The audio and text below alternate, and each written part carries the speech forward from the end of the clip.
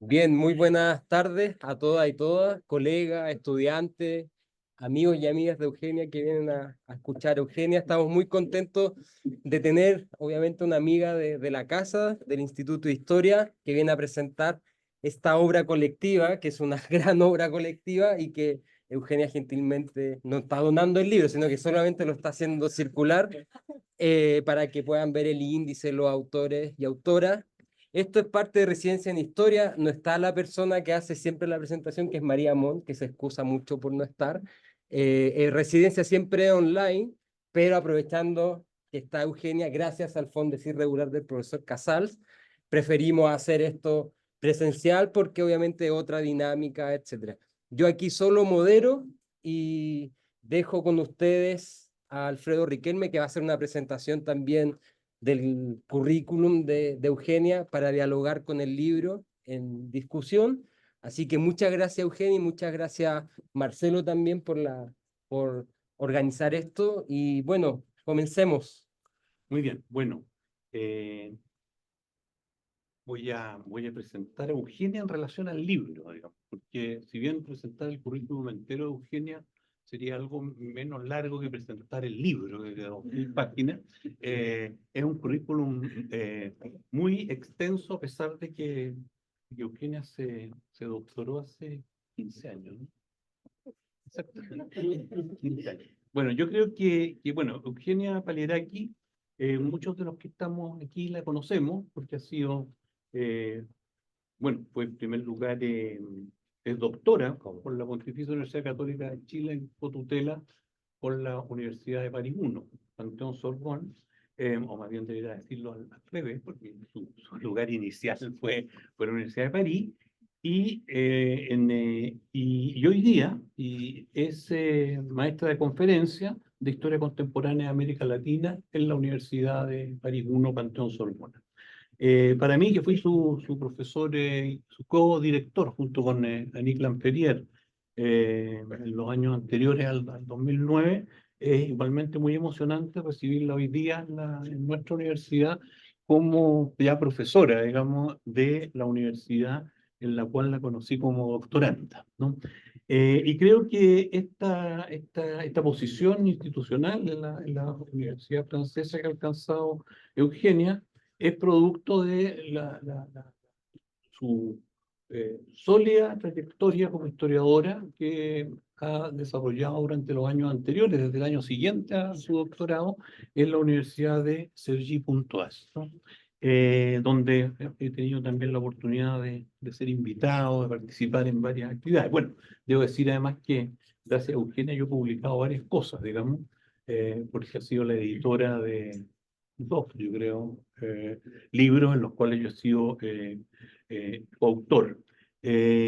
Bueno, Eugenia, durante estos 15 años ya como doctora y profesora universitaria, ha, ha desarrollado un trabajo muy destacado, yo diría cruzando ámbitos que generalmente no se cruzan. Ya si uno lee su largo currículum, digamos, el que ella misma preparó, dice algo que a mí me hace mucho sentido. Si bien su especialidad y sus temas de investigación preferente es la historia política, ¿no? Eh, política, intelectual, ¿no? De América Latina, con un foco, yo diría que todavía preferente en Chile, ¿no?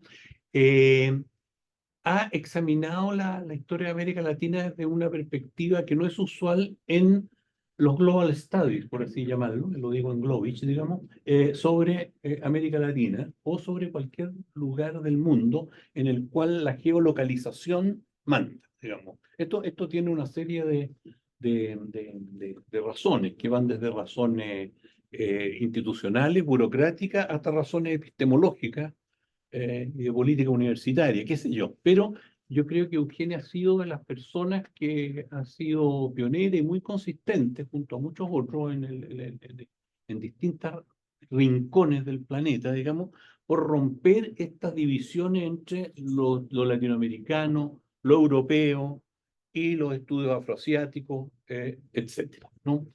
Sin olvidar nunca, digamos, la lucha entre potencias que está interactuando con todo esto. Entonces, yo creo que algo que caracteriza su trabajo de investigación y de docencia, como han tenido oportunidad de apreciarlo quienes, me imagino que hay varios aquí que han sido sus estudiantes, las veces que ha sido profesora visitante en nuestra universidad, eh, este enfoque, digamos, este enfoque de historias conectadas, no solo transnacionales, sino que creo que tú usas la expresión transcontinentales, ¿no es cierto? Ha sido característico de su trabajo, ¿no? Eh, y bueno, la primera publicación como libro de Eugenia, como libro en solitario, ¿no? Autora, es, ¿no es cierto?, La Revolución ya viene, publicado por Lom en 2014 sobre la base de su tesis sobre el MIR, defendida el año 2009 y que acaba de ser publicada el año pasado en París. El año pasado en París aparecieron tres libros, digamos, de los cuales Eugenia es protagonista. Apareció esta historia del MIR chileno traducido al francés, que la publicó la de Couvert, si no me equivoco. No, No, no. una nueva editorial. Editorial. Ya. La del MIR apareció también un libro sobre, que se llama algo así como América Latina en llamas, ¿no? Sí. ¿No? En francés, digamos, y que es en el fondo la historia de América contemporánea de América Latina mirada desde el prisma de la revolución o de sus revoluciones, ¿no? Y al mismo tiempo apareció este libro del cual Eugenia es coeditora, ¿no? Es una de las 5 coeditores, ¿no? Y por lo tanto vemos como en este año como que ha culminado una serie de trabajos que se pueden encontrar en múltiples revistas o en artículos de libros, capítulos de libros o en libros que ella ha editado o sido coautora. En este año 2023, ¿no es cierto? Yo creo que es muy representativo estos tres trabajos, ¿no? De los focos de Eugenia, un trabajo sobre una organización política chilena, mirada en una perspectiva latinoamericana y también transnacional, pero donde justamente lo que Eugenia hizo, desde que yo la conocí, desde que me contó la tesis que quería hacer, lo que Eugenia quiso fue desmistificar esta idea de que el MIR era simplemente una especie de agencia en Chile de la Revolución Cubana o del régimen cubano, porque es un poco abusivo llamarla revolución a un régimen que ya tiene 60 años, bueno, que en ese tiempo tenía menos, pero igual.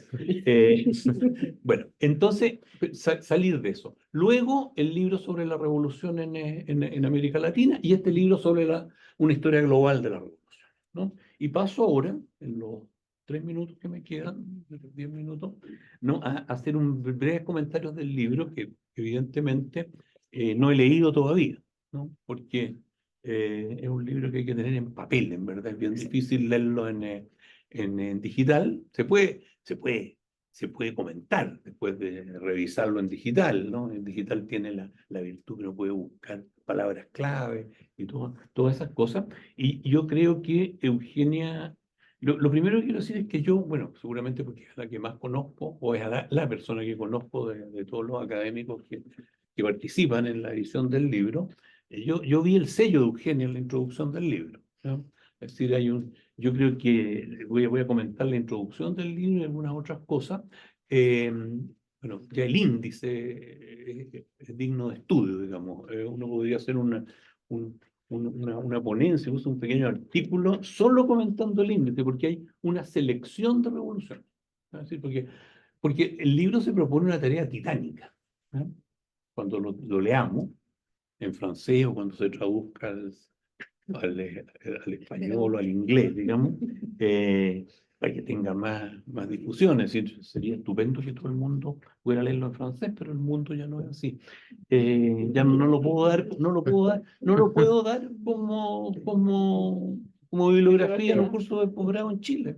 En fin, bueno, entonces eso han asumido una tarea titánica, porque ha querido hacer una historia global de las revoluciones, pero no solo, porque cuando pensamos en revoluciones, pensamos en las revoluciones del mundo contemporáneo, ¿no? Bueno, ese es uno de los temas de discusión que si mi papel fuera discutir Podemos asunto, tener pero, una discusión pero después. cuando uno piensa en revoluciones, piensa en el mundo contemporáneo, ¿no? Piensa desde finales desde lo que Hobson llamó la era de las revoluciones en adelante. Eh, es un, y por supuesto que están las revoluciones del mundo contemporáneo, pero también aquí este libro parte de un presupuesto que es que las revoluciones, o voy a decirlo en mis palabras, o algo parecido a las revoluciones, ha acompañado a la humanidad desde sus primeros pasos hasta nuestros días, ¿no? Y ahí hay una relectura del concepto de revolución, que yo creo que no quiero iniciar yo la discusión, que tiene su bemoles, digamos, pero que también tiene su interés, ¿no? Y yo quiero más bien señalar cuál es lo que se han propuesto los autores, es decir, se han propuesto restablecer el lugar de las revoluciones en la historia, pero no solo en la historia contemporánea, sino que en toda la historia, pero con un foco en la contemporánea, desde luego. ¿Ya? Va a sonar.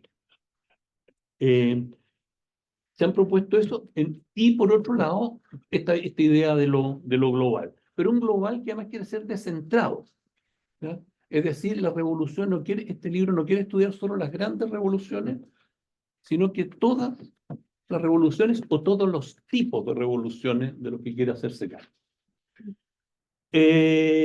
Bueno, eso, entonces tenemos una historia global, una historia de larga duración y una historia protagonizada por los pueblos, ¿ya? Porque en este libro también hay una fuerte énfasis en que los protagonistas de las revoluciones son los pueblos, son las mayorías, no está siempre, bueno, no lo he leído entero, pero hasta ahora están definido el sujeto, pero hay una idea de un sujeto colectivo y popular, ¿no? Aun cuando, y hay una explícita discusión en la introducción a la idea de una historia global basada más bien en élites, ¿no? Y en personalidades, por así decirlo, que se van vinculando de un lugar a otro, ¿no?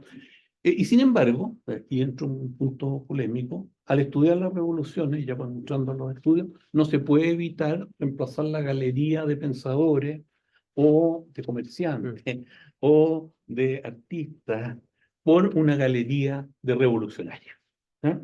Entonces ahí está, pero está establecida esta tensión entre élite y masa, habría que decir. El élite no es lo contrario, el élite no es clases populares, porque está en otro ámbito teórico, entre élite y masa, que también caracteriza a la revolución. Pero bueno, creo que con eso caracterizo, espero haber interpretado bien lo que se quiere proponer en este libro. Esa es la dimensión, yo llamaría epistemológica del libro, y va a llegar hasta ahí mi comentario en honor al tiempo y a la que queremos escuchar largo esa Eugenia. Me apresuré a decir algunas cosas, porque yo tener que salir corriendo, a lo mejor antes que pueda intervenir después, porque tengo que hacer clases después de esta hora. Hay otra dimensión, que lo voy a dejar solo esbozada, que hay una dimensión teleológica también en este libro. Lo que, viniendo de mí, quienes han tenido clases conmigo lo saben, no es ninguna crítica negativa, porque yo creo que la dimensión teleológica, no la teleología, la dimensión teleológica es inherente al pensar históricamente. Y esa dimensión teleológica es, y lo dice explícitamente en la introducción, discutir la idea de que la revolución es algo que no solo ha sido intrascendente en la historia, que de acuerdo a los editores de este libro es una idea que se instaló en los años 90 y llegó a ser hegemónica. Llegó a ser, digo, porque ya pienso que ya no lo es, y plantear que la revolución ha sido, bueno, y esa idea de que la revolución no había sido tan determinante, estaba acompañada de una idea de que la revolución había sido negativa, que se valoraba en términos negativos. Aquí hay también una idea de reivindicar, y por eso digo que es teleológica, no solo la revolución en el pasado, que se estudia para el presente, sino que también como una perspectiva, como un horizonte de expectativas. Y eso también abre múltiples discusiones. Eso sería el tema. Uno podría discutir también quiénes entran, quiénes quedan fuera, pero creo que hay un esfuerzo, y ahí es donde yo veo vamos a decirlo con firme, donde yo veo la mente Eugenia, digamos, hay un esfuerzo conceptual importante en la introducción de este libro, de poder utilizar un concepto lo suficientemente amplio de revolución y quepa todo lo que hemos tratado de ver sin perder cierta, sin que deje de ser operativo, ¿no? Eh, esto lleva evidentemente a que es tan amplio que es operativo que por supuesto lo dice en una nota que estoy seguro que la escribió Eugenia, que dejaron fuera las revoluciones conservadoras o nacionalistas, digamos, como la fascista y la nazi, y sin embargo entra la yihad, digamos, en el siglo XIX en África Occidental, donde en el fondo se basaba en relaciones sociales de producción esclavista, estos que entran como revolucionarios. Entonces, pero creo que hacer una historia global, de larga duración, y ¿cómo diríamos? Multiforme, ¿no? De las revoluciones, digamos, abre todo esto a un flanco, pero yo creo que sobre todo nos abre un debate historiográfico muy rico y sitúa el concepto de revolución en el centro de las discusiones historiográficas, ¿no? De hecho, a mí me entusiasma tanto como para hacer un curso posgrado sobre el tema, si que alcanzo el próximo semestre. Muchas gracias. Eso. Gracias, Leti Alfredo. No sé si damos unos minutos para que... No, yo creo ¿no? que después Sigue. juntamos, sí. Estoy pensando en Ah, que la la gente se silla. organice, Sí, que se tal puedan vez mejor, sentar. Pero se ve igual, súper interesante gente que hay. Se puede, aquí hay una. Como el 68. Como el 68, como puse en la Bermuda. Imagínate, Al medio no. descentrar, Es que sí, o centremos yo creo que ahora estamos. Sí, ¿Pero estamos? sí, dale. ¿Cuánto tiempo tenemos? ¿Cuánto? ¿20 minutos? ¿40? Sí. Voy a intentar con 30 para Ya. dejar más espacio. Ya.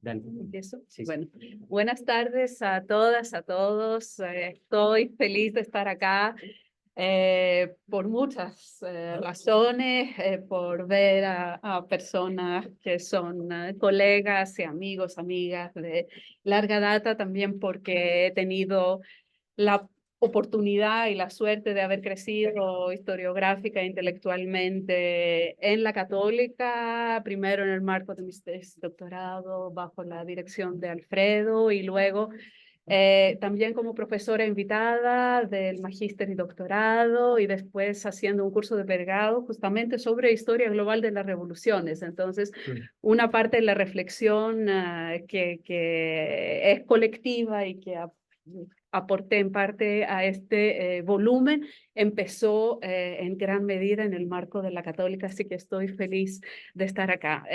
Quisiera agradecerle a Rafael Gaune por la organización del encuentro, a Alfredo Riquelme por haber aceptado hacer el comentario y tal vez hacer algunas preguntas después. Obvio que sí. Provocadoras, ojalá. Y también a Marcelo Casals porque él me permitió estar aquí esta vez y tuvo también la idea de proponer este evento y también gracias a todas y todos por estar aquí hoy día.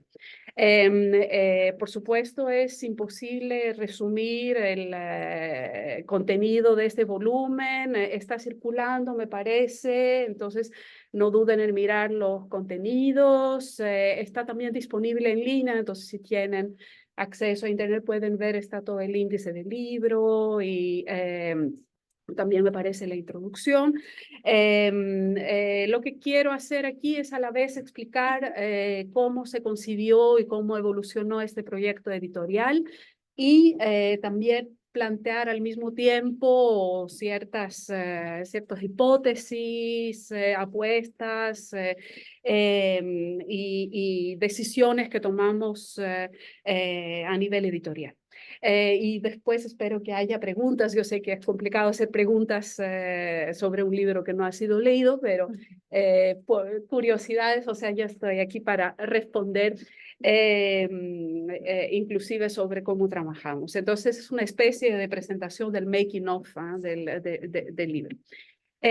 Primero, lo que quiero subrayar es que fue un trabajo realmente colectivo, o sea, desde la concepción hasta la finalización del libro, Fue un trabajo colectivo en el sentido que este equipo de 5 coeditoras y coeditores trabajamos realmente del principio hasta el final, juntos y juntas, repartiendo el trabajo de manera equitativa, lo cual no es siempre el caso en los proyectos de investigación, en las publicaciones. Tuve entonces la suerte de ser parte de un equipo que era realmente solidario y equilibrado.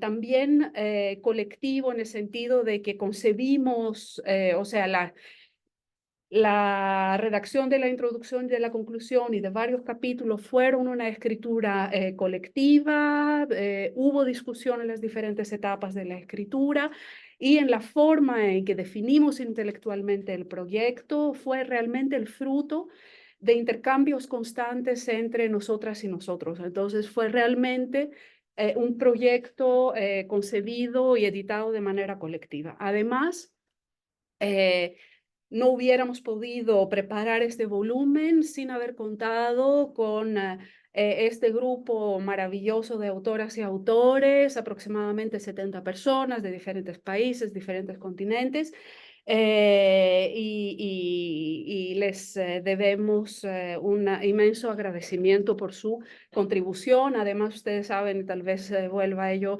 después, que hoy en día convencer a las personas que escriban un capítulo de un libro en un libro colectivo no es tan evidente porque no cuenta para el CD.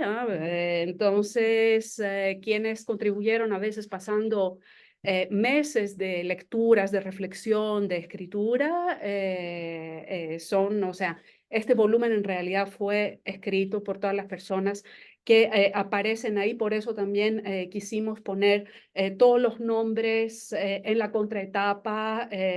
Si abren el libro verán el conjunto de los nombres. Entonces, ¿quiénes somos los coeditores y coeditoras? Está Ludivine Baltigny, voy a presentar por orden alfabético. Ella es historiadora, ahora creo que se está traduciendo al castellano, no sé si salió ya su libro sobre el 68 francés, un libro absolutamente maravilloso, ha escrito muchos textos históricos, trabajó también sobre la comuna y también tiene textos que son más de compromiso político entre la historia y el texto o el manifiesto político. El segundo editor del volumen es Quentin de Luermoz, quien es un especialista del siglo XIX europeo, publicó sobre la comuna, una historia global de la comuna de París, ha publicado también volúmenes colectivos sobre el 48, en fin, siglo XIX en perspectiva transnacional, entonces era en este volumen quien se ocupó del siglo XIX. Boris Gobille es un especialista, trabajó mucho sobre el 68 francés, pero hace sociología política, está en la escuela de Michel Dobry, que no ha sido muy publicado. Habíamos hablado de este sociólogo en el marco de las clases que hice, sobre todo la historia global de las revoluciones, pero en Francia es una referencia muy interesante sobre las revoluciones, podemos volver sobre él en el marco del debate y contribuyó su teoría a nuestra definición del concepto de revolución y de cómo tratábamos las revoluciones. Y por último, Laurent Jean-Pierre, quien es sociólogo también, o sea, de sociología política, y ha trabajado sobre los chalecos amarillos en Francia, también sobre las revoluciones árabes de los años 2010.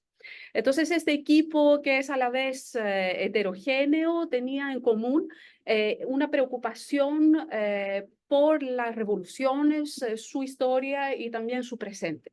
En este sentido, nos volvimos un equipo de manera bastante espontánea, aunque hubo toda una cronología, digamos, en la constitución del equipo. Quienes constituían el primer equipo eran Laurent Jean-Pierre, Ludivine Bantigny y también Enzo Traverso, quien estaba en un primer momento comprometido con la edición de este volumen. Pero como nuestra historia global no tomó la dirección de la historia intelectual, rápidamente decidimos que Enzo escribiría su propio libro sobre una historia global, pero más desde el punto de vista de la historia intelectual, y que nosotros nos ocuparíamos de editar este volumen, y de hecho por eso también contribuye con un capítulo muy importante sobre la historiografía de las revoluciones, que está en la primera sección del libro. A este equipo llegué yo en tanto especialista, digamos, del sur global, aunque sea este un término que no suelo utilizar, ya que era en el equipo la única que no trabajaba sobre historia de Europa. Y luego llegaron Boris Gobi y Quentin de Luermoz por sus trabajos también sobre revoluciones. Ahora bien, nos importaba, y la constitución del equipo también refleja no solo la voluntad de tener representados diferentes periodos históricos, sino también o incluso del tiempo presente, pero también tener diferentes disciplinas integradas en el equipo. O sea, nos parecía que una reflexión o sea, que la conceptualización de las revoluciones en la época contemporánea se había hecho a la vez por historiadores y por sociólogos, cientistas políticos, y no era posible proponer una historia global de las revoluciones sin reunir en este volumen todas estas disciplinas y de manera más puntual la antropología. También, entonces, lo que voy a presentar ahora es cómo fuimos concibiendo los contenidos del volumen, las diferentes secciones que fueron evolucionando. O sea, este es un proyecto que entre su concepción y su finalización transcurrieron 6 años, o sea, estuvimos trabajando durante 6 años, bueno, de manera muchísimo más intensiva. En el principio, cuando empezamos a contactar a los autores y autores de los capítulos, y también y sobre todo al final del periodo, o sea, el último año antes de la publicación del libro fue casi exclusivamente dedicada a este proyecto. Entonces hubo mucha evolución también en nuestra manera de entender el objeto, los contenidos del libro y también las diferentes secciones.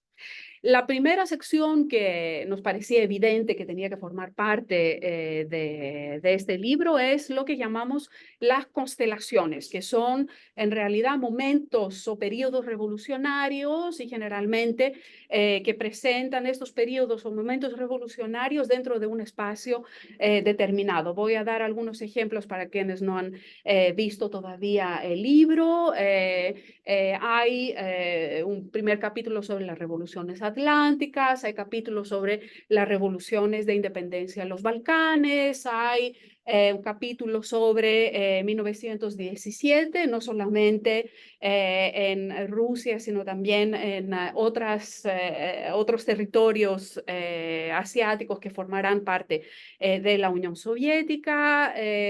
Hay también un capítulo sobre las revoluciones árabes, solo para dar sobre mayo 68, el capítulo que coescribimos con Rafael Pedemonte sobre los años 60 y 70 latinoamericanos. Entonces, ¿por qué utilizamos este término de constelaciones? Constelaciones porque los términos que eran utilizados hasta entonces nos parecían muy problemáticos. Por ejemplo, el concepto de contagio revolucionario, que asemeja la revolución a una enfermedad, o el concepto de ola revolucionaria, que implica a la vez un punto de partida, una difusión en un espacio desde un punto de partida, y luego cuando pensamos en ola significa que siempre hay un punto alto y después siempre termina decayendo. Entonces, estos términos que remiten a una concepción de la revolución como un fenómeno natural cuya evolución sería previsible nos parecían particularmente problemáticos, y por ello fue Laurent Jean-Pierre quien propuso el uso del término constelación.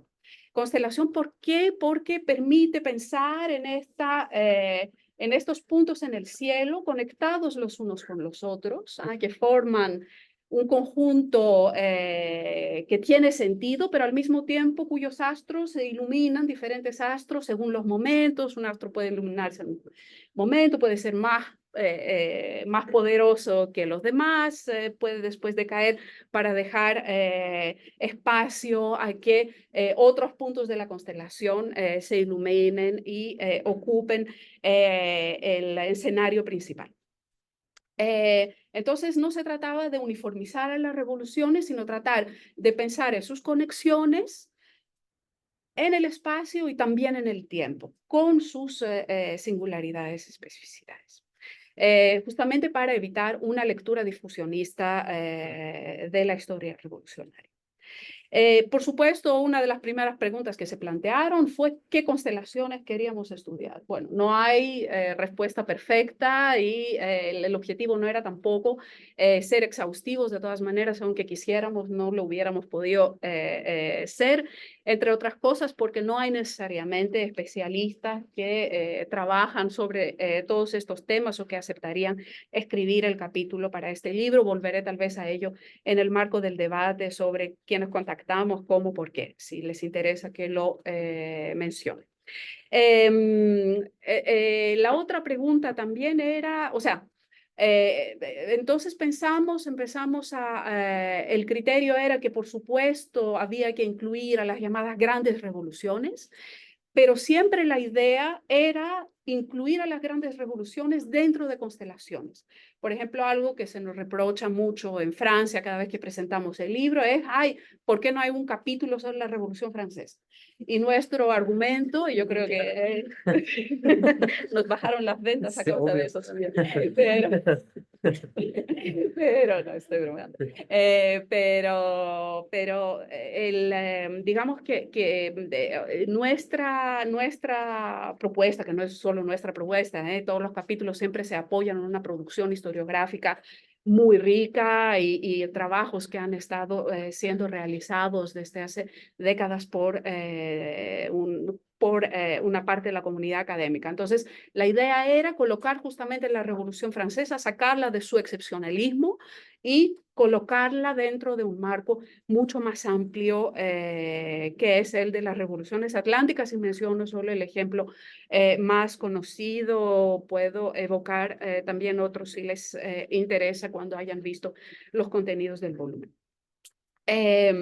Y también se trataba, como lo dijo Alfredo, de centrar la mirada, o sea, no solo pensar la historia de las revoluciones desde algunas grandes revoluciones, las más conocidas, que se difundirían en el espacio y en el tiempo, una especie de modelos que definirían y que resumirían a la vez la historia de la revolución, sino mostrar la riqueza y la extrema variedad y diversidad del fenómeno revolucionario a lo largo de los siglos, fines del 18, 19 y 20, volveré sobre la cronología un poco más adelante.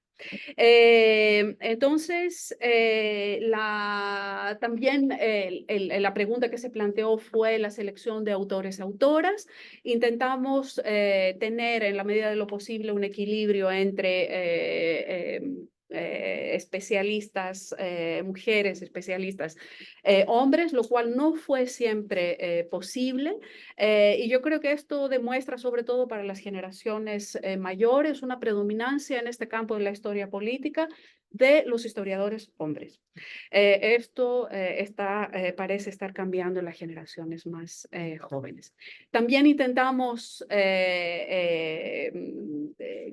contactar y tener participaciones de colegas en Francia y en otros países y sobre todo más allá de Europa, lo cual también fue todo un desafío En particular, cuando contactábamos a colegas de universidades estadounidenses, que justamente por las razones que mencioné del currículum, etcétera, era más complicado conseguir ahí participaciones. Por cierto, y reaccionando a lo que dijo Alfredo antes sobre la traducción, etcétera, debo a la vez agradecer, saludar y señalar la excepcionalidad del editor de la Découverte, pero también de Rémy Toulouse, quien fue en realidad, debería aparecer como sexto miembro del equipo editorial, que nos acompañó a lo largo de este proyecto y quien estuvo de acuerdo con la mayoría de nuestras propuestas e ideas medio locas. O sea, claro que el volumen, cuando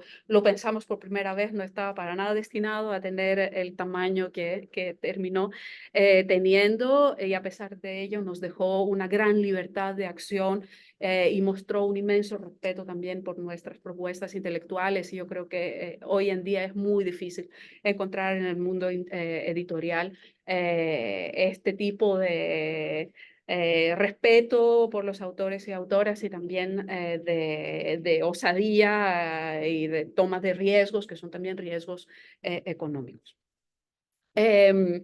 La segunda sección se llama Traversée, travesías. Entonces, claro, nosotros teniendo también dos sociólogos o cientistas políticos en el equipo, muy rápidamente nos quedó claro de que lo que hacía la sociología política, es decir, comparar revoluciones, lo queríamos hacer pero de manera diferente, y que no podíamos proponer una historia global de las revoluciones sin intentar encontrar puntos comunes, temáticas comunes, ejes comunes que nos permitieran relacionar a fenómenos revolucionarios, situaciones revolucionarias que habían tenido lugar en diferentes momentos y espacios. Entonces, esta sección es, a mi modo de ver, y yo creo que todo el equipo editorial está de acuerdo, una de las mayores contribuciones de este volumen. Y también uno de los mayores desafíos, en particular, no tanto por nosotras y nosotros, los editores, sino por los autores y autoras de los capítulos, porque la invitación que lanzamos a quienes escribieron los capítulos en esta sección era que, claro, que salieran, que escribieran sobre su especialidad, pero al mismo tiempo que se salieran totalmente del espacio, del tiempo, que era su área de especialidad, digamos, más estrecha.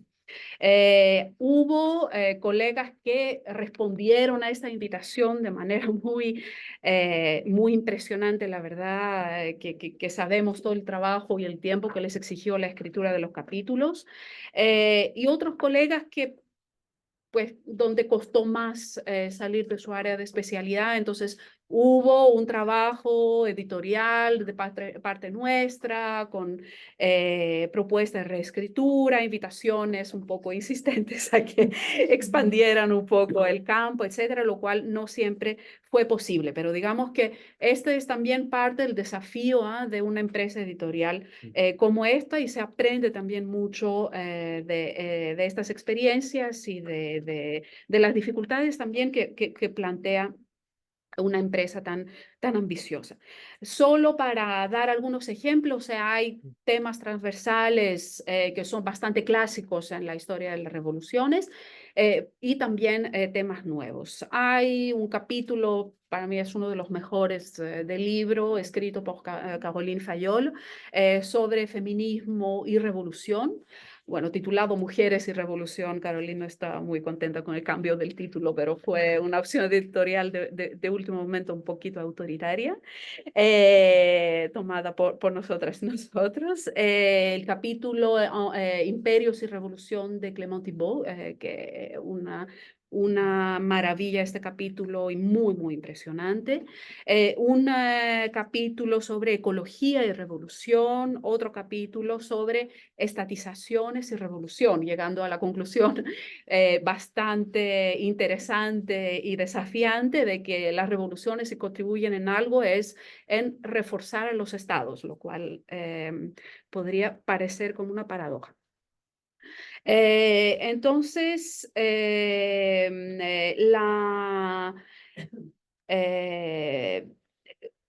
una de las otra sección que también pensamos, en la cual pensamos en el principio y después fue cambiando de formas, fue una primera sección más epistemológica, más teórica, porque nos parecía que era imposible empezar este volumen sin primero plantear la pregunta: ¿qué es lo que llamamos revolución?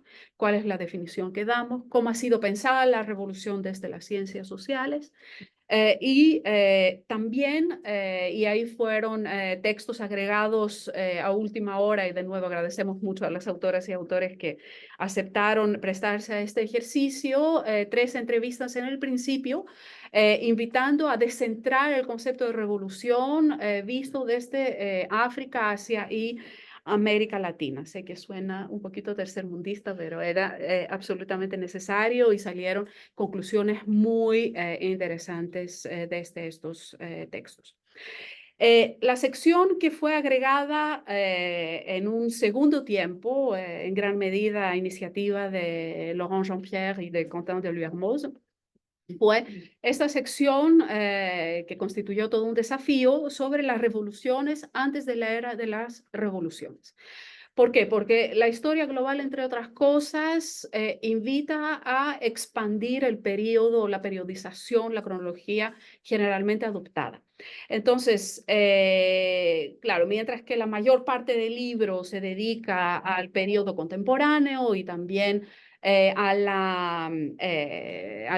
tiempo presente, nos pareció indispensable hacer la pregunta, plantear la pregunta de: ¿existen revoluciones antes de la era de las revoluciones? ¿Se puede hablar de revoluciones antes de fines del siglo XVIII?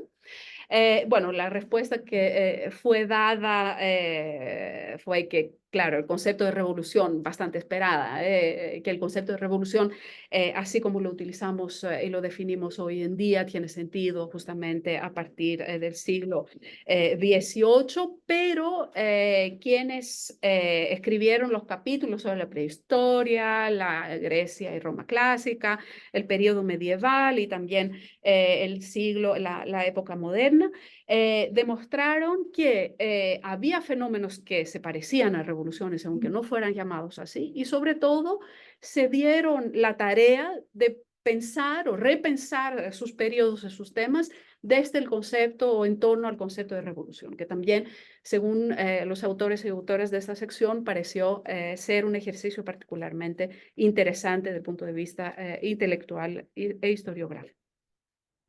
Entonces, dentro de estas secciones, sobre todo de constelaciones, travesías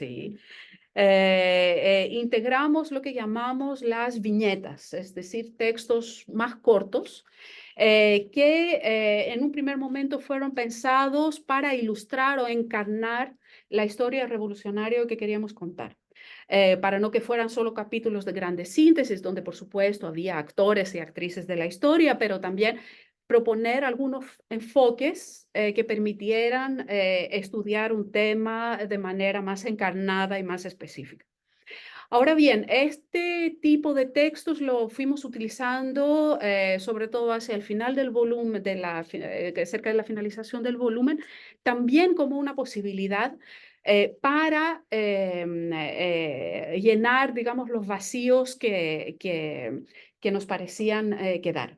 Porque claro, cuando uno empieza un libro así, piensa en los contenidos, piensa en lo que tiene que estar, pero es solo al final y una vez todos los capítulos leídos que nos dimos cuenta de que había cosas que faltaban. Entre otras cosas, solo para dar algunos ejemplos, llegamos al final y dijimos: uy, no hay capítulo sobre la revolución de los claveles en Portugal, y era los 50 años de la revolución de los claveles. Entonces ahí llamamos a nuestro colega Víctor Pereira, que acaba de publicar un libro maravilloso en francés también sobre la revolución de los claveles, y nos escribió un capítulo bellísimo sobre esta revolución. la Guerra Civil en España, la Revolución Española de mitad de los años 30. Hay referencias en varios capítulos, pero no hay un capítulo dedicado. De nuevo, la idea tampoco era ser exhaustivos, pero digamos que había cosas que tenían que estar. Y de manera interesante, creo que esto le va a encantar a Alfredo, de lo que nos dimos cuenta al final del volumen es que no teníamos o que teníamos pocas cosas. Había un volumen, o sea, un capítulo, una travesía sobre la violencia revolucionaria, pero era en particular sobre la Revolución Francesa, y faltaba textos sobre la violencia de Estado revolucionario, en particular en casos como China o bueno, de algunas revoluciones asiáticas. Entonces nos tocó a nosotros llenar estos vacíos, que fue todo un desafío, pero también un ejercicio muy interesante y justamente de escritura también colectiva. Y hablando de desafíos, voy a terminar evocando así como algunas dificultades, pero al mismo tiempo que nos llevaron a reflexionar y a debatir mucho. O sea, sí tengo así como que mencionar los principales desafíos al concebir y a realizar este libro. Uno de ellos es trabajar sobre la escritura de los capítulos, es decir, pedíamos a los especialistas desde el principio que intentaran hacer textos que fueran accesibles a un público bastante amplio. Y no siempre los textos que recibíamos respetaban esta consigna. Entonces había que negociar y también trabajar junto a los editores de la Découverte para volver los textos más accesibles. Otro desafío fue o sea, la diferencia que hubo entre la primera concepción del libro y lo que el libro terminó siendo y cómo nos adaptamos, porque nosotros mismos y nosotras mismas cambiamos en el curso del proyecto. La visión que teníamos al principio no era la que teníamos al final, entonces fue también un desafío darle coherencia a un proyecto que a veces parecía escaparnos de las manos, o por lo menos teníamos esta sensación en ciertos momentos del proyecto. Otro desafío mayor fue el debate que tuvimos en el momento de decidirnos sobre los títulos y los, o sea, el sommaire, ¿cómo es la tabla de contenido. tabla de contenidos? O sea, puede parecer un tema menor, pero en realidad es, sobre todo para un libro tan grande, es lo primero que mira un lector, y entonces había todo un debate sobre qué hacemos. Simplificamos los títulos para que alguien que mire el libro pueda entender inmediatamente qué contiene, o mantenemos la complejidad de los títulos que nos habían sido propuestos por los autores y autoras. Bueno, optamos por simplificar, pero dio lugar a muchos debates y no necesariamente estábamos todos y todas de acuerdo. También finalmente era qué tipo de historia queríamos escribir. Y yo creo que fue un tema que no solucionamos porque no creo que tenga solución. Cuando digo qué tipo de historia queríamos escribir, no es, por supuesto, neutro ni sí, neutro hacer una historia de las revoluciones, en ningún contexto político, menos hoy en día. Entonces, nos quedaba muy claro de que no queríamos hacer una historia a la Furet y menos a la Stéphane Courtois. Entonces, no queríamos escribir un libro negro de las revoluciones, pero tampoco queríamos escribir un libro rojo de las revoluciones. Entonces, esta frase nos puso, que la propuso Boris Gobilla, nos puso de acuerdo a todas y todos. Ahora, el problema es que entre el libro negro y el libro rojo hay muchos matices, y ahí como que no estábamos siempre de acuerdo los unos con los otros. Pero fue un debate apasionante, la verdad que Hay capítulos que tienen miradas mucho más críticas sobre las revoluciones, en particular sobre el fin de las revoluciones, que fue escrito por 2 antropólogos. El de Etienne Balibar sobre el fracaso de las revoluciones, al cual agregamos después de muchos debates un punto de interrogación para no terminar sobre esta afirmación tan definitiva que tampoco era el objetivo ni el argumento del autor. Pero en fin, todo esto para decirles que además de ser un objeto de historia y de ciencia política, las revoluciones son también un tema vivo, polémico, político, y fue apasionante, absolutamente apasionante, y toda una experiencia intelectual y de vida participar en este proyecto. Bueno, muchas gracias por su atención y espero con paciencia las preguntas. No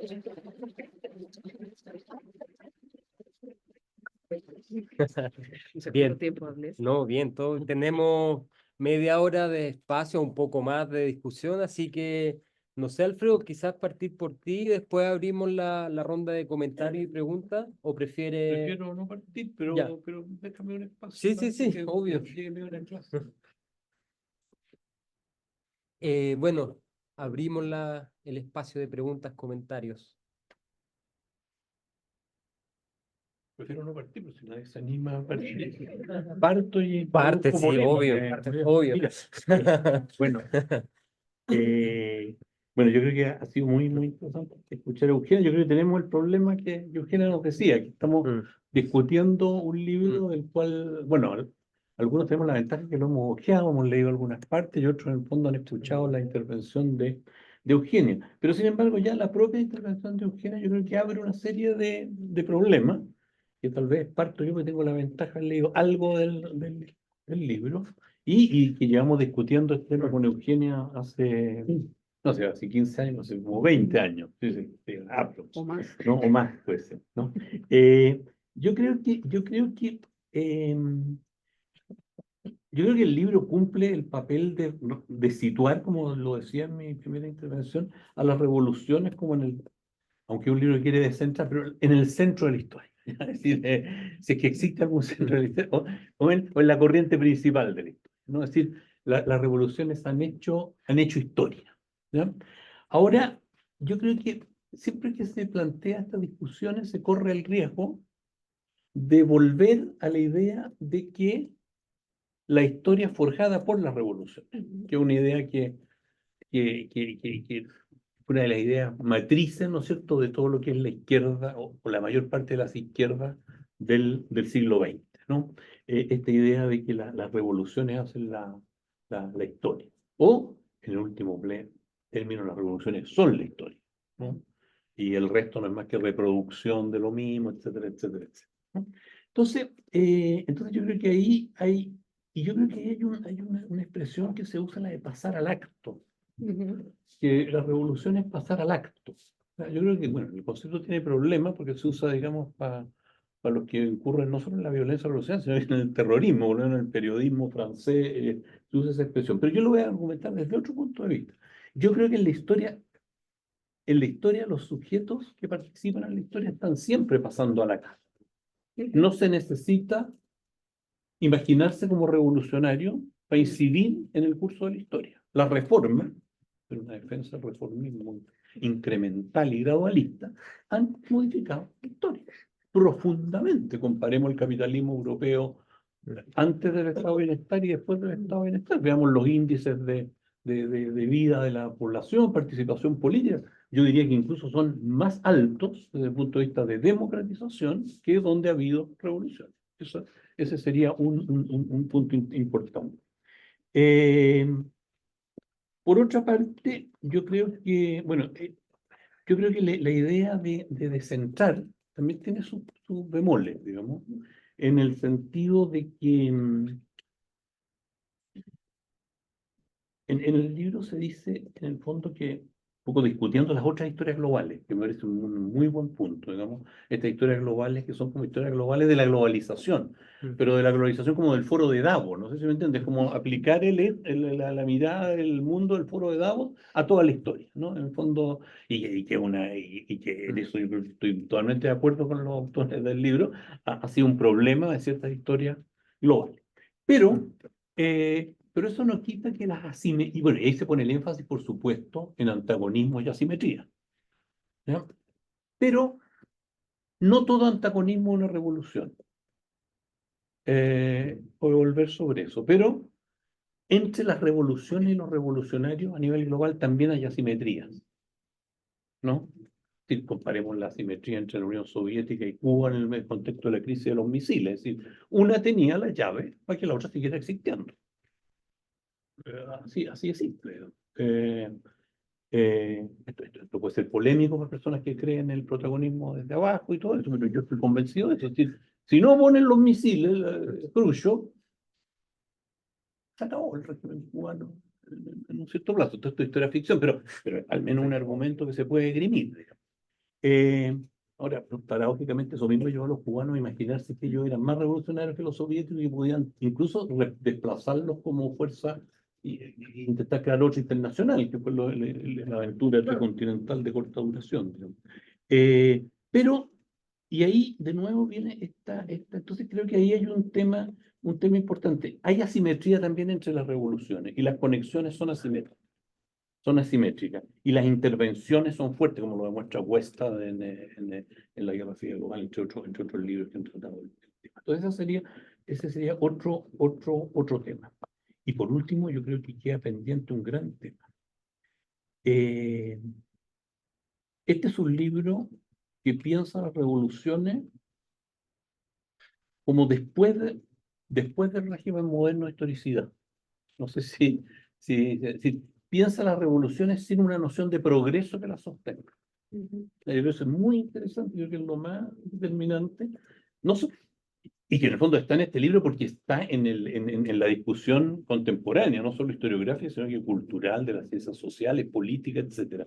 Es decir, ¿qué queda de las revoluciones sin un horizonte de expectativa de una mejor forma de organización social, en la cual, como decía Marx, digamos, fluyen los manantiales de la riqueza social y la sociedad puede inscribir en sus banderas de cada cual según capacidad, cada cual según su necesidad? Es decir, esa visión, ¿no es cierto? Y finalmente ilustrada, que en el marxismo alcanza su culmine, pero que también está en las revoluciones liberales, es consubstancial a la idea de revolución que hemos tenido. Yo creo que en esta idea, este libro recoge el desafío de pensar una revolución fuera de esos marcos. Pero al pensar una revolución fuera de esos marcos, es decir, fuera del marco del progreso, ¿no? De la idea de revolución social en Marx, el cambio de un modo de producción por otro, ¿no es cierto? Más acorde al desarrollo, en fin, todo eso. ¿Ya? Al pensarlo fuera de esos marcos, alguien podría pensar que fue más revolucionario el estallido social del año 2019 que el proceso de la Unidad Popular. No sé si se entiende. Y que la iconografía de Roma Tapaco y otras manifestaciones culturales vale tanto como la editorial Quimantú o como la nueva canción chilena. No, pero evidentemente hay gente que lo cree, digamos. Porque hay incluso personas que lo creen. Pueden creerlo, digamos. Yo no estoy de acuerdo para nada con esto, pero en el fondo se plantean una serie de problemas. En el fondo, y sobre todo si se va a épocas más pretéritas, en el fondo, no cualquier manifestación de masas que derriba un régimen o que intenta derribar un régimen llega a ser una revolución. Usted introduce muy bien, y ahí veo tu mano, esta idea de que no es solo, digamos, que el poder se tambalee, sino que también que hay un cambio de poder. Pero creo que hay un problema con el horizonte de expectativa que yo creo que es muy importante. Y finalmente, yo siempre, sí, estamos en Chile, digamos, estamos en lo que algunos llaman el sur global, que yo creo que es un concepto, como tú misma lo insinúas, muy engañoso, porque compara cosas muy distintas, pero creo que el sur global es un fantasma que recorre este libro, como recorre todas las ideas de revolución y todas las perspectivas, digamos, vinculadas a las izquierdas actuales, ¿ya? Y eso lleva a que se incluyan dentro de este libro algunas manifestaciones de antagonismo y cambios violentos, porque están en lo que llamamos el sur global. Yo veo en esto un grave riesgo, no en el libro, pero que en general en el libro se refleja un riesgo de reemplazar a Lenin por Fanon. No sé si se entiende, y quedar donde mismo. Y con eso termino. No sé dónde mismo. No sé. Prefiero a Lenin. No sé. Eugenia, ¿qué quieres juntar o quieres reaccionar a lo de...? Yo creo que voy a empezar por reaccionar Sí. a la No, obvio, intervención obvio, de sí, Andrés, sí, sí. porque había demasiada riqueza como para no... Sí, No, porque además, después... o sea, planteas temas, preguntas, desafíos que claramente tuvimos nosotros y nosotras y que están y siguen estando en debate y en reflexión. O sea, yo no considero esto, o sea, claro, este volumen es una contribución grande, pero creo que lo que sigue también es seguir reflexionando, seguir pensando, dejar de cantar también, entender nosotros mismos qué fueron los principales aportes y contribuciones del volumen. Yo creo que tenemos ya varias pistas, pero digamos que seguir haciendo este trabajo a la vez historiográfico, de reflexión, de debate.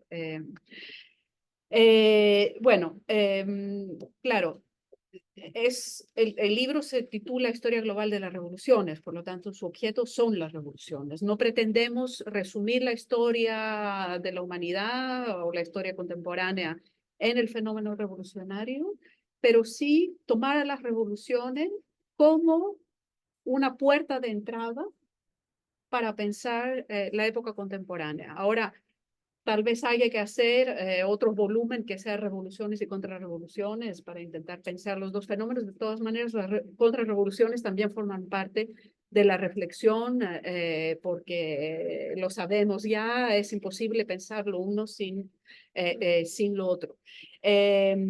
Ahora, lo que intentamos, o sea, nuestro objetivo y nuestra voluntad, nuestro deseo era sobre todo salir de esta escritura de la historia revolucionaria desde las grandes revoluciones y poner el acento y también la atención en situaciones revolucionarias que no necesariamente desembocaban en un cambio permanente de las estructuras políticas o socioeconómicas. Y a raíz de ello nos fuimos dando cuenta de la frecuencia del fenómeno revolucionario. Y yo creo que este es un aporte importante y, o sea, desde que dejamos de mirar estas revoluciones que tuvieron éxito, que lograron transformar radicalmente el Estado, nos da otra imagen de la historia contemporánea. De nuevo, no para resumir la historia contemporánea en una historia revolucionaria, sino para mostrar que no se trata de algo excepcional, sino de algo que fue una constante de este periodo e inclusive después de 1990, ¿no? 91. Ahora, claro, los sujetos de la historia pasan al acto y se trataba, y uno de los puntos, pero la diferencia ahí es, claro, si hablamos de actores es que se trata de sujetos que actúan justamente, pero en la historia de las revoluciones la particularidad es que los actores revolucionarios no nacen revolucionarios, se vuelven revolucionarios. Entonces lo que nos interesa es a la vez el proceso que lleva en el devenir volverse revolucionario y también en la conciencia que este proceso, o sea, en cómo la revolución o la participación en una revolución o en una situación revolucionaria transforma las subjetividades. Cómo las personas que pueden actuar pero no pensarse como actores, empiezan a pensarse en tanto actores por medio de su participación en la revolución. La democratización, donde hay democratización, donde no hay, yo creo que tendríamos primero que empezar por definir el concepto de democracia y de democratización y ver qué entendemos por ello. Tal vez tengamos definiciones un poquito diferentes y en todo caso en el libro la dimensión socioeconómica de la democratización ocupó seguramente un lugar importante en la definición del concepto de democracia, sin por supuesto negar las formas autoritarias, represivas del Estado, de los estados que se crearon después de las revoluciones. Y de hecho el capítulo sobre estatización contribuye también a esto, a pensar las dos cosas juntas. Tampoco se trataba de negar la existencia de, digamos, grandes revoluciones y de ponerlo todo en el mismo plano. Y en este sentido, el concepto de constelaciones me parece que funcionó bastante bien. O sea, demostrar que, claro, puede haber situaciones revolucionarias, puede haber una revolución muy exitosa que transforma radicalmente el régimen político, las condiciones, las estructuras socioeconómicas, pero este movimiento puede estar relacionado con otro que no llega a producir tales transformaciones, pero que se inserta en este mismo momento, en esta misma dinámica revolucionaria.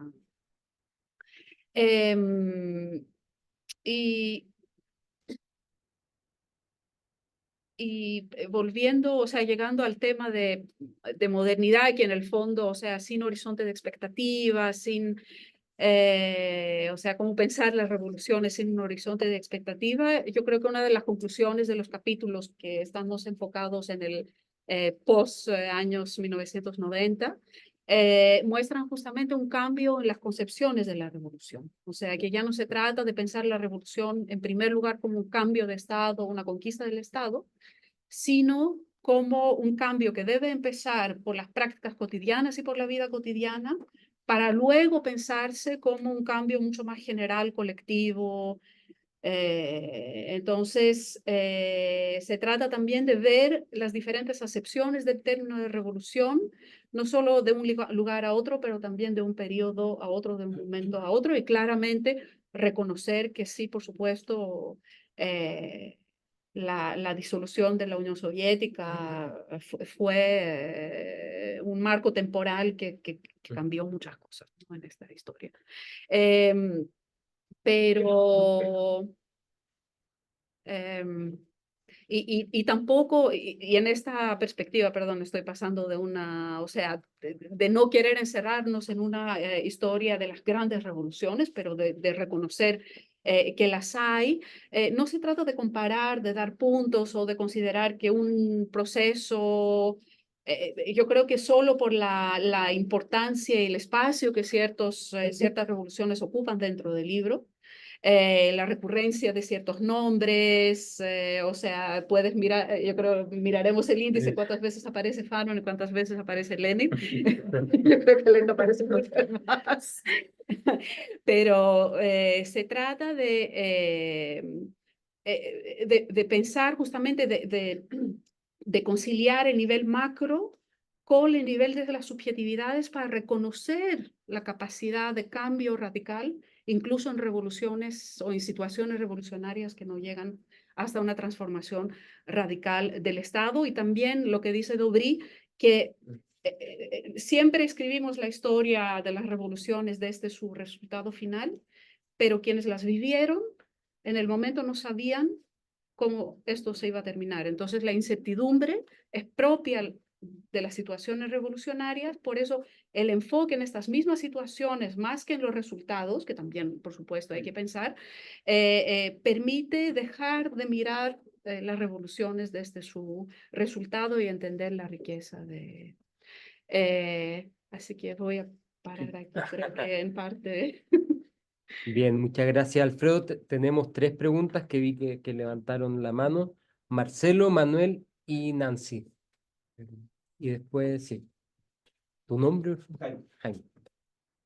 ¿No es? Sí, Ya. sí. Lo mío es cortito, a diferencia de mi mentor en la carrera. Maestro. De mi maestro.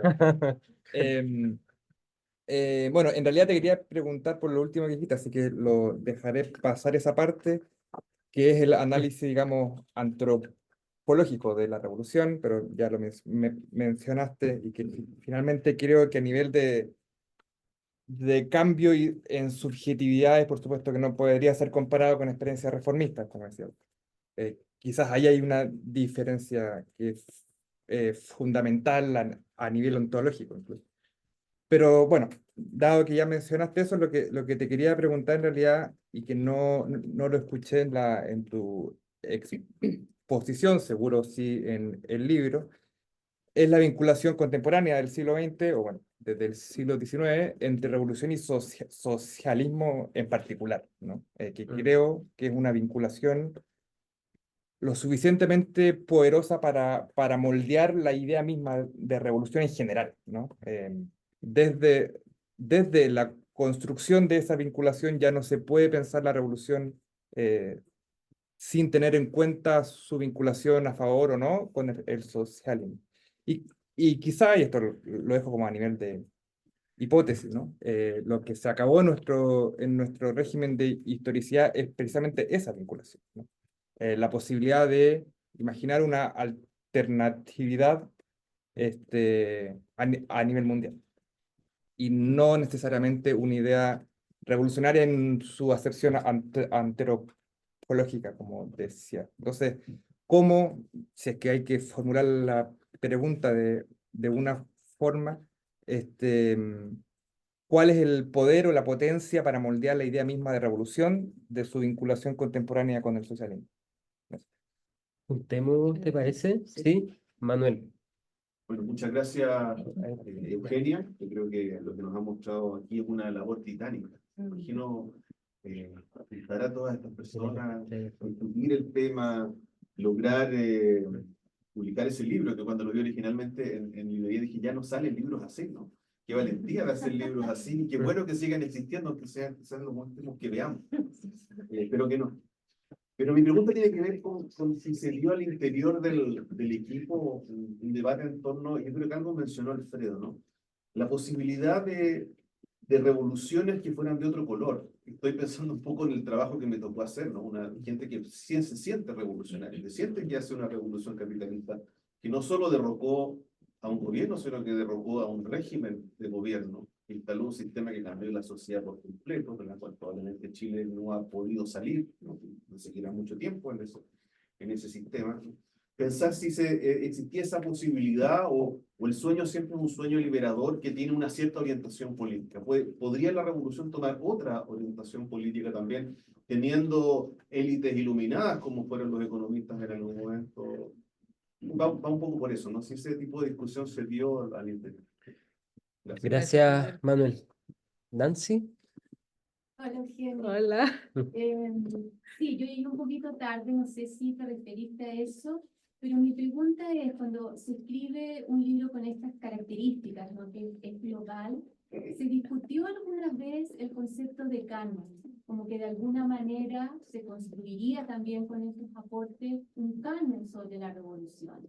No sé, porque tampoco lo pude ojear bien, si está, por ejemplo, considerada la revolución haitiana, y estoy pensando en este libro de Michel Rolf-Trouillot, ¿no? Que dice, en el fondo, esta revolución corrió el riesgo de quedar fuera de la historia porque no estaban las fuentes, y que eso te lleva a plantearte también que hay un canon historiográfico. Y este es un libro que está escrito igual desde, digamos, un lugar específico. Entonces, mi pregunta es por eso, si hubo alguna vez ese debate de un cierto cambio. No sé, hay dos preguntas más, no sé si prefieres juntar estas Yo tres. creo que sí. Mejor. No, Juntamos dos más, ¿sí? Jaime. Bueno, primero que todo, muchas gracias por la presentación. Creo que evidentemente es una labor, como decía el profe Gárate, también titánica, pero que al menos a mí en particular toca cierta fibra porque son los temas que yo estudio, y creo que mi pregunta va a ir un poco enfocada quizás en inquietudes también personales mías, que tiene que ver sobre todo con las contrarrevoluciones, que, bueno, desconozco en verdad si aparecen o no en el libro, pero básicamente, bueno, serían como dos preguntas. ¿En qué medida las contrarrevoluciones o reacciones poseen también un carácter revolucionario, o no son, mejor dicho, quizás revoluciones también en sí mismas? Pienso, como también decía el profesor Gárate, en el caso de la dictadura acá en Chile, Pinochet, pero también podría argumentarse con razón, bueno, el caso de Javier Milei hoy en día en Argentina, que hablaba bajo la idea de una revolución liberal, neoliberal, pues, lo que quiera significar con eso. Y básicamente en esta reflexión, si se puede entender la revolución sin su contraparte, que a mi manera de ver sería su contraparte lógica, que es la contrarrevolución. Y ahí pienso sobre todo en autores como Arno Mayer, que dan muy bien, creo, en el clavo, al presentar la revolución en su dualidad, que sería revolución y contrarrevolución. Eso, más que nada, muchas gracias. Gracias, Jaime. Andrea. Gracias por su ponencia, sobre todo por haber centrado el tema en algo que a mí como editora de revista Historia me importa mucho, que es el trabajo desde el punto de vista de los autores. Y hay una pregunta que tiene conexión con algo que ya comentó Alfredo en el fondo, esta conexión con los autores, este trabajo, y de alguna manera el peligro de romantizar algunas revoluciones, algunos eventos por sobre otros, y cómo se maneja eso desde el punto de vista del trabajo de los autores.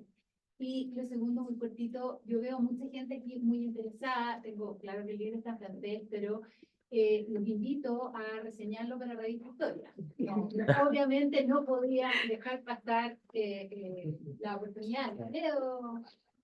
Yo pensé que iba a decir, los invito a traducirlo para publicarlo en la revista Historia. Estaba esperando lo mismo.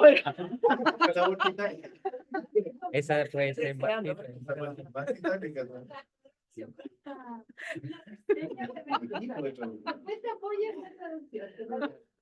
Pero de verdad dejo esta la invitación, sobre todo este tipo de libros es realmente importante, porque al estar escritos en otro idioma y de no tener una amplia discusión en el mundo hispano, reseñas de ese tipo acercan más a los lectores. Entonces queda hecha la invitación. Y ojalá que alguien recoja.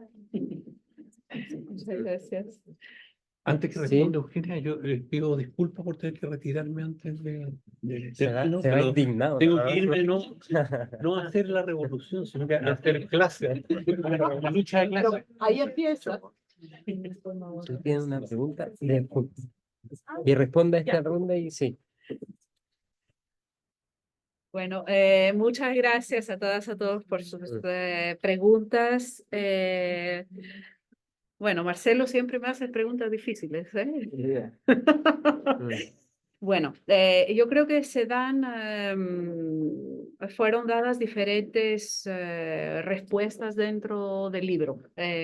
Claramente, o sea, en el capítulo de Balibar sobre el fracaso de las revoluciones se plantea la pregunta de cómo pensar las revoluciones en la crisis del socialismo y de la imaginación de una revolución socialista, y en la realidad y en la organización de estados socialistas que salían de revoluciones. Yo diría que dos cosas son importantes ahí. La primera es pensar cómo el socialismo justamente planteó, o sea, pensó la revolución no solo como una revolución política, un cambio político, sino también social y económico, como una dimensión necesaria de la revolución.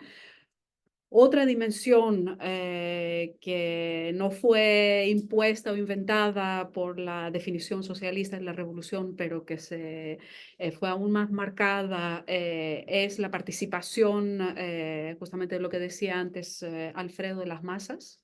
Entonces volveré a ello cuando hable de la definición que le dimos a la revolución y si hay contrarrevoluciones o tal vez lo digo ahora mismo, o sea,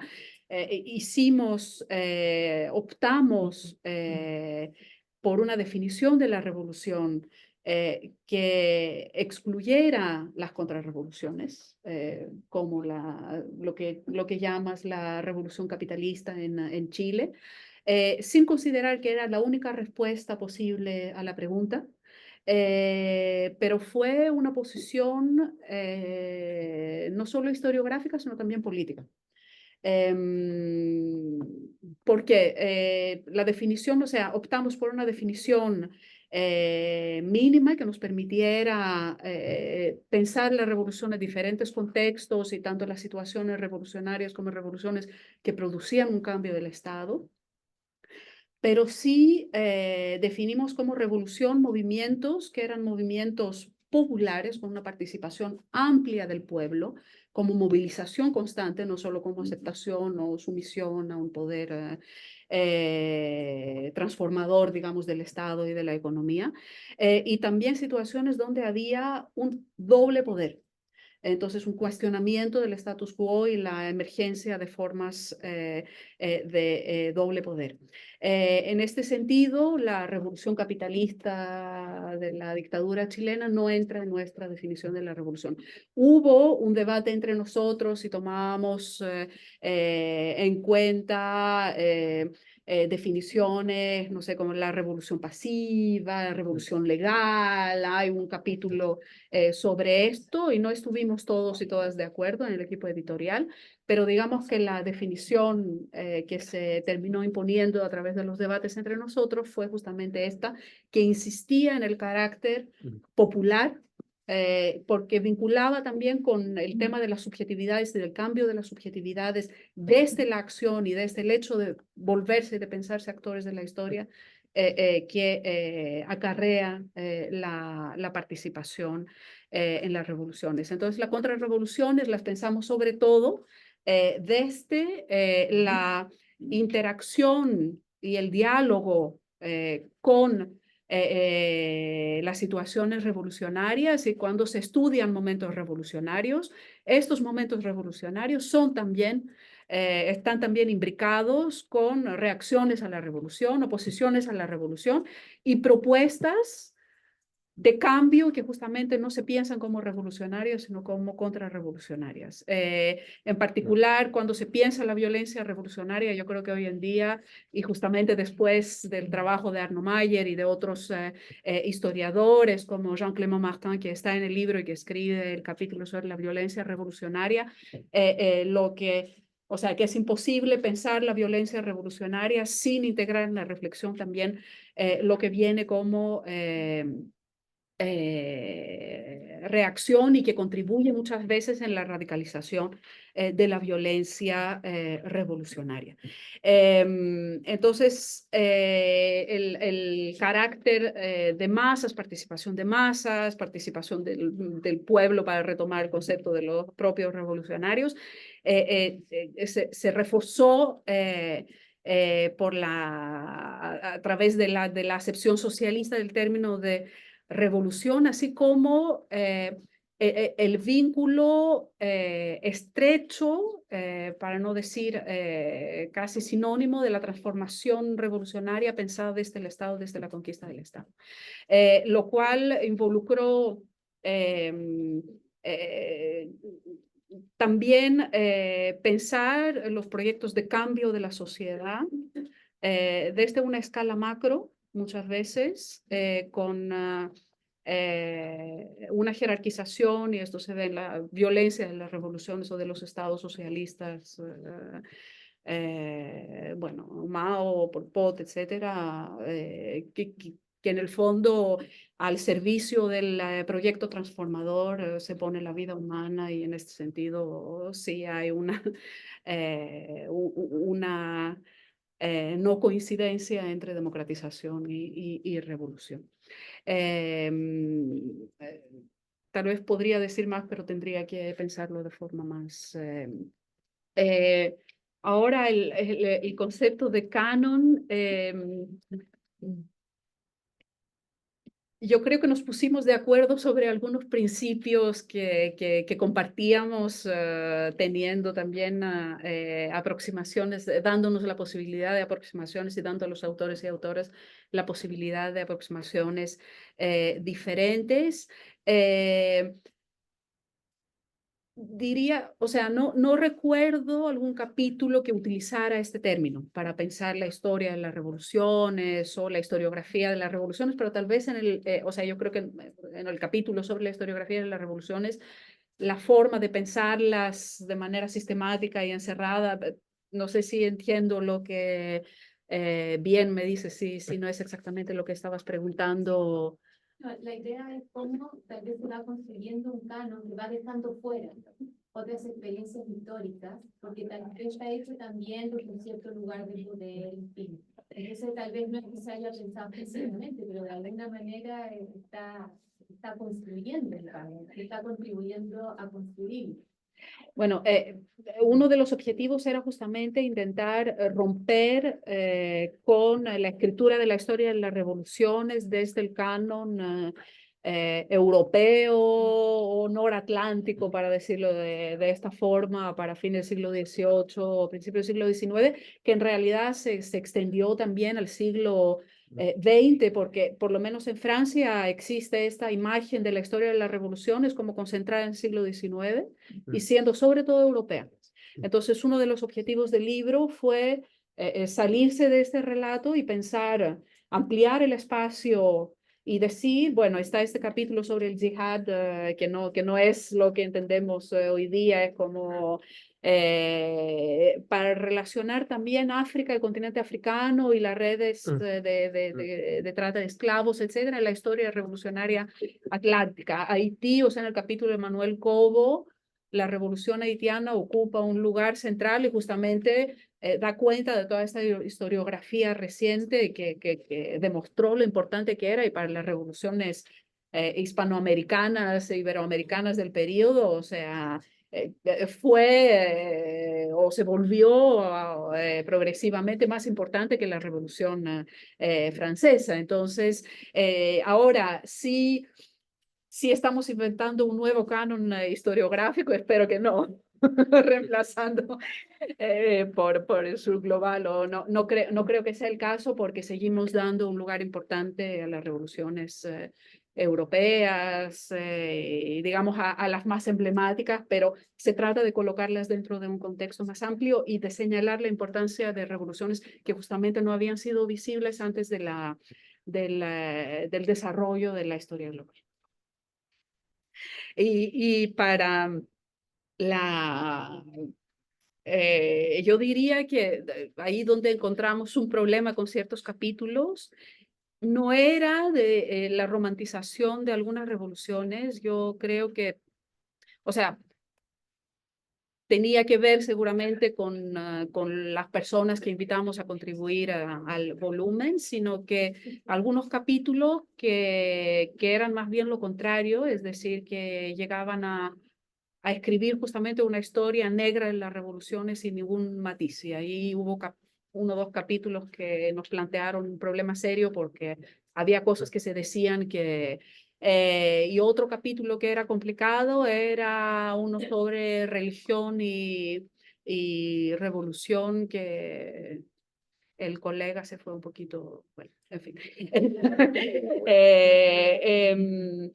Pero sí, fue todo, la verdad que fue un trabajo muy desafiante, pero muy interesante para todas y todos, yo creo. Nos exigió muchas idas y vueltas entre nosotros y los autores y autoras. Fue un trabajo editorial. Y aprovecho para señalar que vamos a preparar un número de la revista Historia Caribe con una parte de los editores del libro para intentar presentar una parte de los aportes justamente en español, en castellano, que sea accesible también a un público hispanohablante. Bien, hay dos. Diego, ¿y tu nombre, perdón? Florencia. Por Una favor, y pregunta después Diego, sí. cortita. Profesora, muchas gracias. Me quedé pensando, no me quiero meter en la discusión interna que tuvieron en este trabajo colectivo, pero me quedé pensando en cuando cambiaron el nombre del capítulo de mujeres de feminismo a mujeres. Y bueno, acabo de hojear un poco el libro y efectivamente, claro, salen mujeres y dentro de la parte de subjetividades más encima, y siendo que el subtítulo es Feminismo y Revoluciones. Entonces, sí, por lo que vi, habla efectivamente de feminismo revolucionario, no de mujeres como parte de una revolución. No sé si puede ahondar un poco más por qué esta discusión y por qué decidieron, bueno, no podemos imaginar todo por qué decidieron cambiarlo, pero no. Gracias, Diego. Y, bueno, agradecer primero que todo la presentación y la instancia a todos. Y mi pregunta es bien cortita y tiene que ver con el uso del término constelaciones como eje articulador del estudio, que si bien usted se refirió bastante, pero sobre todo, ¿cuál ha sido como la recepción en la comunidad académica? Especialmente, supongo que en las presentaciones de los libros y todo eso, la aceptación, las recomendaciones, quizás los principales cuestionamientos, porque a mí me hace mucho sentido, lo encontré muy iluminador, no lo había visto antes, probablemente lo crearon ustedes como tal, pero este cambio conceptual es relevante a nivel teórico y metodológico para la gente que trabaja revolución. Y sabemos que la comunidad de historiadores no es muy receptiva o es un poco reacia a este tipo de cambios, sobre todo cuando hay conceptos tan arraigados como ola, corriente, revolucionaria, etc. Y también conocer, aparte de eso, si fue un acuerdo global y tácito de los editores, o también fue un tema de debate o resistido al interior de la comunidad libre. Gracias. Muchas gracias. Responde. Bien. Sí, no creo, no sé si... Sí. Hola, Hola, Pedro. gracias por la presentación. Hablaste mucho justamente de los objetos, actores, actrices dentro del proceso revolucionario, pero no sé si también dentro de los capítulos hay una también visión sobre la transferencia política que fueron generando estas revoluciones como constelaciones, ya no como justamente respecto a otra experiencia. O sea, quería justamente que tú dijiste ir uniendo los puntos de la constelación, cómo también eso se fue reflejando, o sea, pensando también que ese elemento de la transferencia política también es central en las lecturas que se van haciendo socialmente respecto a otra experiencia revolucionaria o referencia a la película que era de la. Gracias. Y puedo aprovechar, pero muy Claro que breve, sí. porque me llamó mucho la atención de la discusión sobre el concepto de revolución antes del 18 y sobre todo pensando en la historiografía modernista alemana, italiana, francesa, que habla, bueno, revolución científica, revolución inglesa, revolución gloriosa, la revolución de Lutero, la historiografía alemana, la revolución católica en relación ley, religión y revolución. Y claro, que es la historiografía que particularmente leo para hacer clases, investigación, y que eso no está en cuestionamiento. Me pareció súper interesante que el cuestionamiento venga de otras historiografías, y no sé si quiero leer ese capítulo para ver qué es lo que... Así que traduzcan el libro. Para ver cuál es por qué hacen ese ejercicio, ¿no? Y cómo fue recepcionado eso en una historiografía que trabaja el concepto de revolución más bien de forma estática y sin cuestionamiento, ¿no? Pienso en Coiré, por ejemplo, que hace una difusión del concepto de revolución científica, ¿no? Eso.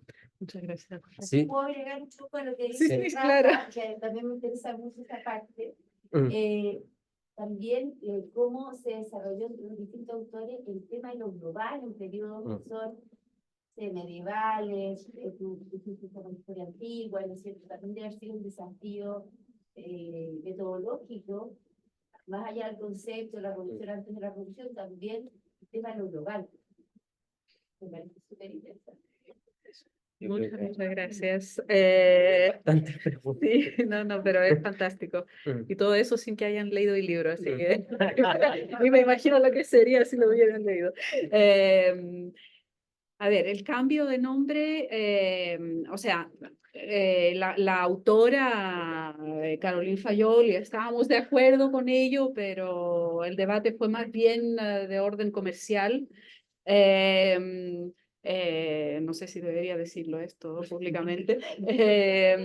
O sea, Puedo bajar el computador. ella era claramente escribir un capítulo sobre feminismo porque no se trataba de, o sea, las mujeres estuvieron siempre partícipes en la historia de las revoluciones y decir, o sea, tendríamos que tener entonces un capítulo hombre y además aparece ahí junto con los campesinos, es así un poco, bueno, problemático y estamos de acuerdo. O sea, el argumento que prevaleció al final y cómo estábamos dando muchas peleas al mismo tiempo y estábamos teniendo 1000 debates a la vez, fue como un poco ahí, o sea, el criterio de los editores de decir ya, vamos a optar por una tabla, o sea, con una tabla de contenidos lo más sencilla posible para que sea visible y consideraron que más que feminismo, sería o sea, visible y comprensible lo de mujeres. Desde el punto de vista o sea, científico y del contenido del capítulo, feminismos es el término correcto. Y sigue siendo un tema de discusión, inclusive con Caroline, con la que seguimos conversando mucho, y si vuelve a publicar algo, ahí será feminismo con letras grandes y sin discusión. Sobre las constelaciones, la recepción de la comunidad académica, o sea, entre nosotros quedaba claro que no queríamos utilizar ninguno de los conceptos que había sido propuesto antes, ola, corriente y tal, tal, tal. Entonces, la pregunta era qué podíamos encontrar. El concepto fue propuesto por Laurent. No me acuerdo dónde había leído algo que le hizo pensar en ello, y lo aceptamos de manera muy entusiasta y estuvimos muy de acuerdo. O sea, fue un punto sobre el cual no hubo debate entre nosotros en ningún momento. Ahora, lo interesante yo creo que es que la verdad de la recepción de la comunidad académica por ahora sabemos bien poco, porque hemos tenido la oportunidad, este es uno de los pocos seminarios por ahora de investigación y de el mundo académico que se hayan organizado sobre el libro. La mayoría de los actos y eventos de presentación del libro eran destinados a un público amplio. Entonces, hemos pasado mucho tiempo hablando del libro en discusiones absolutamente apasionantes, por cierto, en librerías, en salones de libros, en emisiones de radio,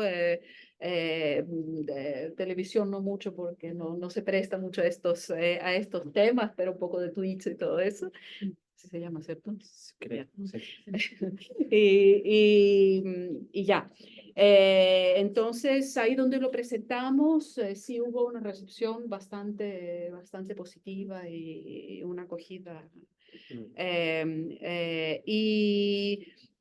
Y claro, Pedro, lo de las experiencias, o sea, insistí mucho en los actores, actrices, pero claro, la dimensión que señalas es fundamental. O sea, y se trata de, o sea, se discute mucho también la circulación y la recepción de ideas y las experiencias políticas, como son transferidas, recibidas, reinterpretadas, y en todos los capítulos de constelaciones este es un punto y una dimensión fundamental.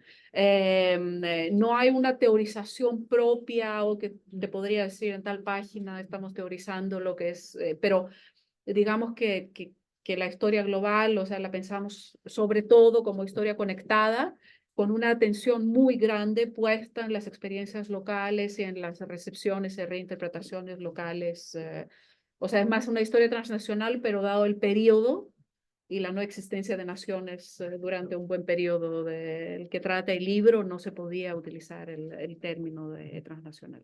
De hecho, aprovecho para señalar que el primer debate que tuvimos fue entre historia mundial y historia global, porque acababa de salir el libro de Boucheron de historia mundial, que fue un éxito comercial inmenso.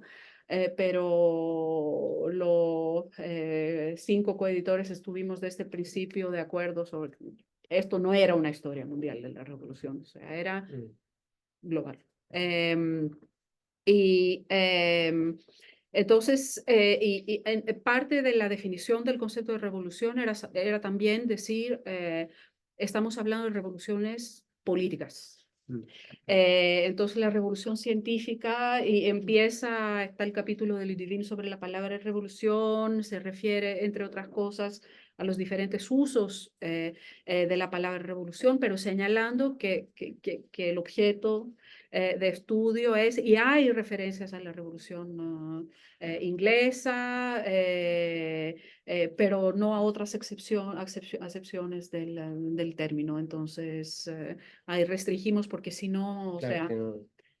sería en las artes también es un término que aparece Sí. mucho, entonces revolución sexual, o sea, ahí ya sería imposible, o sea, ya no tendríamos objeto en realidad, sería demasiado exacto, más bien enciclopedia. Claro. Y lo global, yo creo que he pensado más como conectado, o sea, conectado, perdón. Lo global, claro, como conectado y también como oportunidad para extender un poco la cronología e integrar, y entonces en los capítulos sobre la acepción del término en la historia medieval, se trata de tomar diferentes casos más bien e intentar pensar lo que el uso del término de revolución nos podría aprender sobre el periodo, y es más bien un ejercicio, digamos, de un desafío intelectual que le lanzamos a los autores y autoras, pero no se trata de hacer historia global como lo haríamos para el siglo XIX o XX. Bien, yo creo que estamos ya, Eugenia. Un nuevo aplauso, por favor, para... Muchas gracias por sus preguntas. Muchas felicitaciones por esta obra colectiva. Ahí hay café y galletas para los, no sé si quedan galletas, pero café hay. Café hay. No. Así que bueno, muchas gracias, Eugenia. No, gracias a ustedes y a ti.